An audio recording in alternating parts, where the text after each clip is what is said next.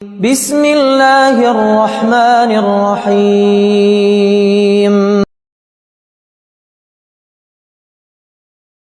کیا آپ نے کبھی غور کیا ہے وہ شخص جو کبھی اپنی صفائی دینے کے لیے لڑ پڑتا تھا، جو اپنے حق کے لیے دن رات دلیلیں دیتا تھا، جب وہ اچانک بالکل خاموش ہو جائے، جب وہ اپنے سب سے بڑے حق پر بھی لب نہ کھولے تو دنیا اسے بزدل سمجھتی ہے، شکست خوردہ سمجھتی ہے۔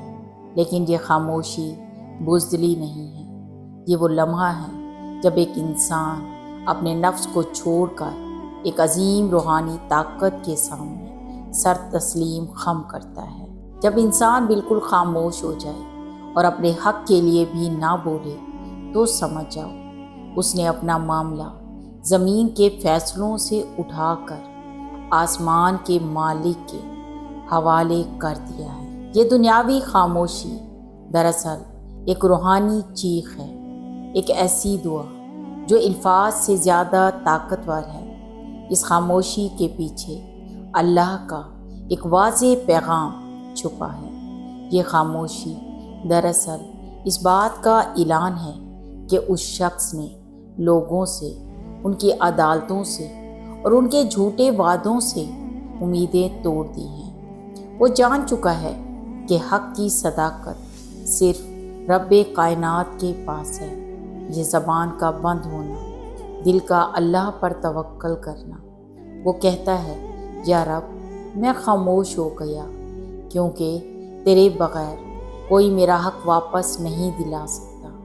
میں نے دلیلیں دینا چھوڑ دیا کیونکہ میری دلیل تیرے علم میں پہلے ہی موجود ہے۔ جب آپ اپنا حق مانگنا چھوڑ دیتے ہیں اور معاملے کو اللہ کے سپرد کر دیتے ہیں تو آپ کی خاموشی سیدھا عرش سے ٹکراتی ہے۔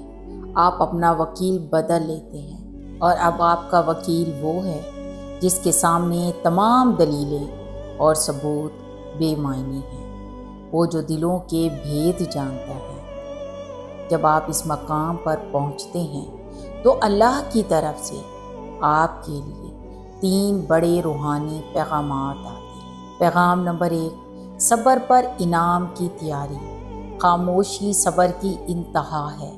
اللہ فرماتا ہے، اگر تم میرے لیے خاموش ہوئے ہو تو اب میرا کام شروع ہوتا ہے۔ اب میں تمہارا حق اس طرح واپس دوں گا کہ تم حیران رہ جاؤ گے۔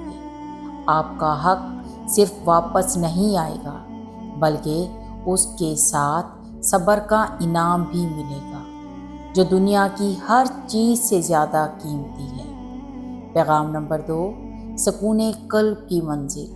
خاموشی سے پہلے آپ پریشان تھے، غصے میں تھے، بے چین تھے، لیکن سپردگی کی خاموشی دل کو ایک ایسا سکون دیتی ہے جو شور میں نہیں ملتا۔